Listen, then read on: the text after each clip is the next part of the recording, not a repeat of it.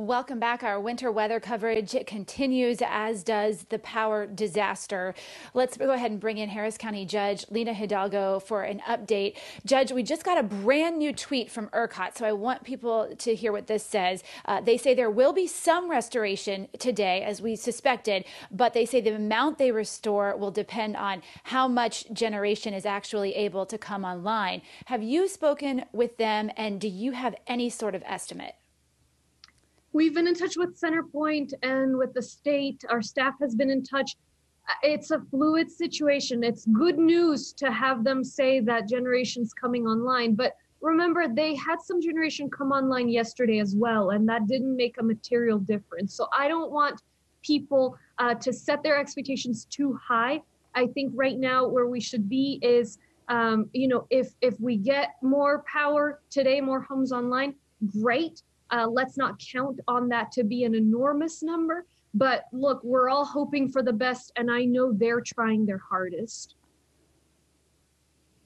And it is such a dangerous, desperate, and frustrating situation for so many people, especially people who are at risk and vulnerable. We just heard from a Centerpoint vice president who says he is trying to reroute some of the outages so that people who have never experienced any will have one today, and those who've been going on 30+ hours might get a break. Does the county work with Centerpoint at all on identifying, some of these commercial buildings, some of these businesses that are vacant right now that seem to have power, and somehow be able to, knock theirs off to get it to some of these people who don't have it?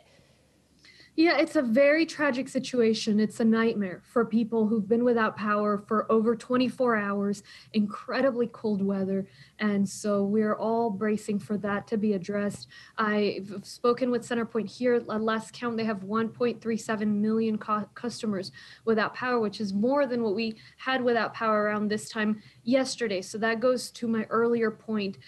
They are giving a little bit of reprieve to some of the folks who've been out for over 24 hours, but they tell me it's not going to be everyone.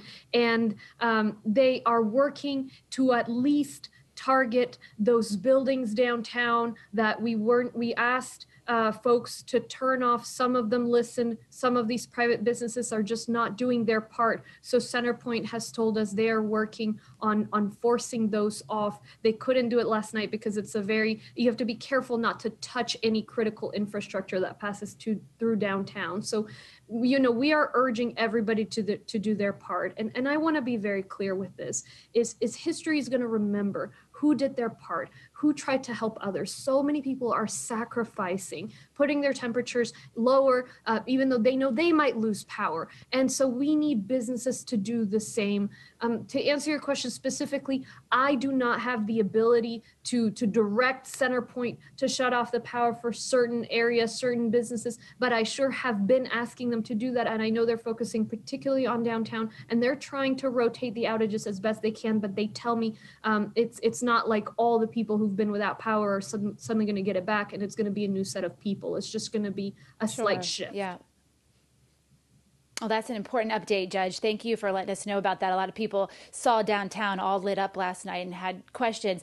Before we let you go, I want to ask you, have you spoken with the governor or lieutenant governor at all? Last night, Governor Abbott said that he's directed the National Guard to deploy and start helping with moving elderly to warming centers. Are there warming centers available right now, and is the National Guard involved? There are warming centers right now in Harris County. So far, we're able to handle any 911 calls we get to be able to take folks to those areas. We are obviously in touch with the state, with the federal government.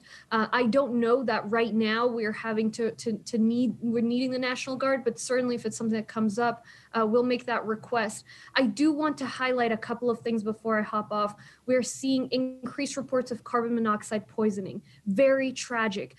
We believe that we've gotten about 50 reports at our fire marshal, but we believe that's just the tip of the iceberg. So please, if your power goes out, do not bring in grills, anything that belongs outside, keep it outside. Do not run your vehicle inside your garage. We had a mother and a daughter die because that's what they were doing. And finally, the roads, we are seeing them with the sun coming out. Some of that ice is melting. We still cannot guarantee the safety of those roads. But if you have to drive, Please treat every road like a school zone. Remember that the traffic lights are out, many of them. So stop at those traffic lights and make sure that you are where you need to be by late afternoon. Around 3 o'clock, those clouds are going to come back and the ice is going to come Yeah. back and it's not going to be safe.